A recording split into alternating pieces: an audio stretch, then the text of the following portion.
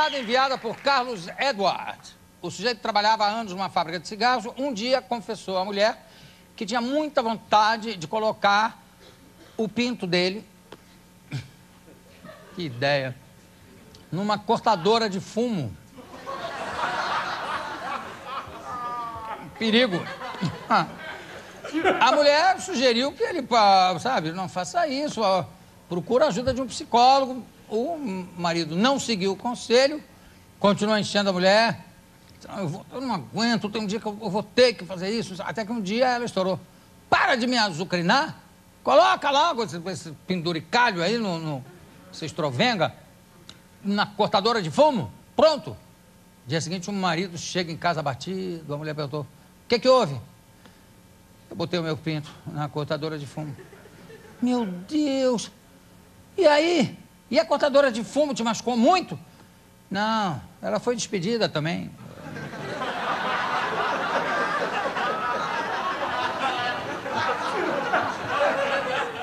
A fábrica não era automatizada, entende?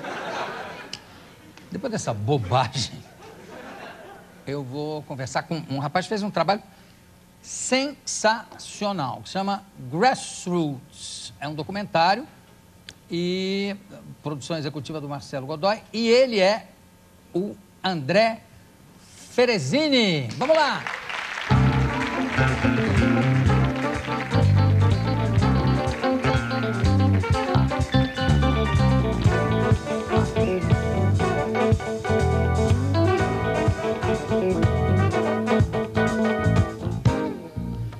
Quantos anos você tem, André? Eu tenho 27. Também com cara de menino aqui. E você, como é que você decidiu fazer esse documentário? Vou falar primeiro o que é o documentário sobre o Camboja, que é um país devastado pela guerra sem ter entrado em guerra, né? Que é uma coisa sui generis. Foi devastado, bom, primeiro invasões na época do Vietnã, invasões não reconhecidas ou declaradas, e depois um país foi destruído de dentro para fora, né? Que foi comendo um líder do Khmer Rouge, do Khmer Vermelho, que comeu as entranhas do país. Até. Tem alguns autores que usam o termo autogenocídio. Ah, é ótimo. Não o autogenocídio, o termo, né? Perfeito.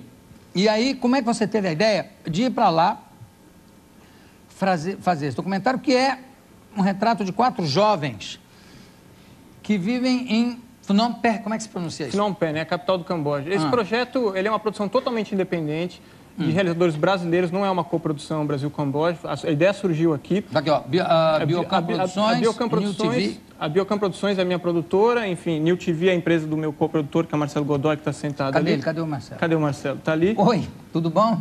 Parabéns. Obrigado. E aí? Então, a Biocam Produções faz publicidade, enfim, mas a gente faz muito trabalho com ONGs. E aqui no Brasil eu trabalho com várias ONGs, né? A gente faz trabalho para a Fundação Abrinq, GRAAC. Estamos fazendo um trabalho muito legal agora com a Turma do Bem, que é uma ONG que trabalha com saúde bucal, do Fábio Bianco. Fábio Bancos. Estamos fazendo uma série de documentários. E essa é uma convenção do Fábio Bancos de 100 dentistas do Brasil inteiro para celebrar o prêmio. Né? E eles vêm aqui na plateia. A gente faz trabalhos muito bacanas, estamos fazendo vários documentários, logo mais a gente vai ter uma coisa bem bacana aí para passar. Mas, enfim, entre essas ONGs, a gente trabalha também com uma ONG americana que chama International Youth Foundation. Essa ONG é sediada em Washington e uma vez por ano eles International Youth Foundation. Okay, essa ONG ela é sediada em Washington, nos Estados Unidos, e uma vez por ano eles me chamam para fazer... Eles reúnem 20 jovens de diferentes países que desenvolvem projetos sociais nesses países. Mas a fundação foi feita por americanos? Ela é americana. A Juventude, não é?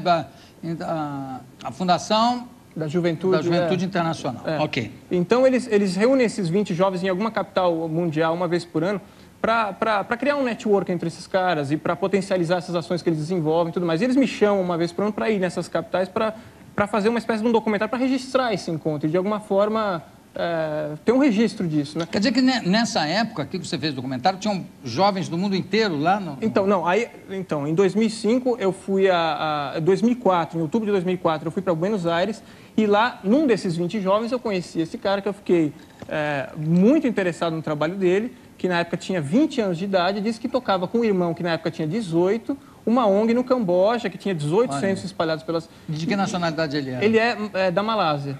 Inclusive, ele é um dos personagens do filme, é o Raj. Não sei se você chegou a assistir, mas a gente começou a conversar, ele me mostrou, enfim, a gente se identificou, começou a bater um papo, ele me mostrou as fotos da instituição e aqueles métodos e sistemas. O filme, ele é contado, ele é um retrato bem intimista de 4 personagens, mas eles estão envolvidos nesse cenário dessa ONG que chama LCDI, né? LCDI. Agora, tem uma coisa curiosa, quer dizer, a ação do Khmer Vermelho, quando você fala em autogenocídio, foi isso a expressão? Alguns autores usam esse termo autogenocídio para explicar o que aconteceu no Camboja, né? Bom, a ação do Khmer Vermelho era uma ação que se dizia uma ação de esquerda, né? Mas que, na realidade, era só uma ação terrorista encabeçada pelo Pol Pot, que esse dado aqui eu acho impressionante, que de 75 a 79 matou 2 milhões... 2 milhões e algumas pessoas dizem que são até mais...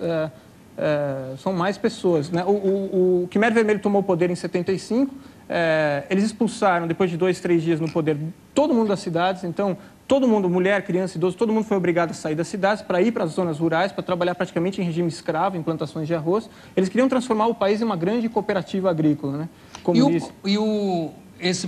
O que aconteceu com o Pol Pot? Isso também é interessante. Então, o Pol Pot, depois de tocar esse processo todo, enfim, foram mortos 2 milhões de pessoas, mataram a liderança do país. E o país ficou sem ninguém para retomar, né, a reconstrução do país. E em 79 o Vietnã invadiu, conseguiu tirar o Khmer Vermelho, mas o Camboja ficou em guerra civil até o final da década de 90. A gente chegou no Camboja num momento que o país estava começando a ser aberto para turistas e tudo mais. E o Pol Pot, ele morreu no final da década de 90, vítima de um problema cardíaco, sem nunca ter sido julgado. Nem preso? Nem preso. Ele teve um julgamento, acho que teve uma prisão domiciliar durante um tempo, mas nunca teve um devido julgamento. Por que isso?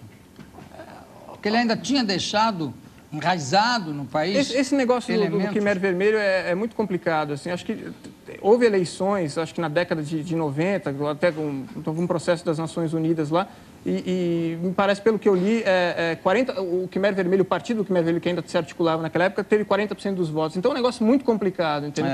E havia também meio que um pacto de silêncio ali, por conta porque, assim, havia muitas pessoas que eram... que faziam parte.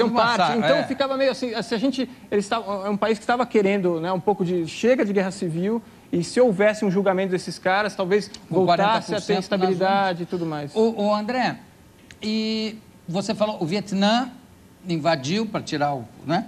Qual Vietnã? Vietnã do Norte, Vietnã do Sul? Eu acho que Vietnã do Sul, né? Porque eles o Khmer Vermelho era um grupo comunista, né? Mas já era tão radical, né? O Khmer Rouge, o nome vem da língua que se falava lá quando era a colônia francesa. Eu gostaria de mostrar um trecho do documentário, se possível,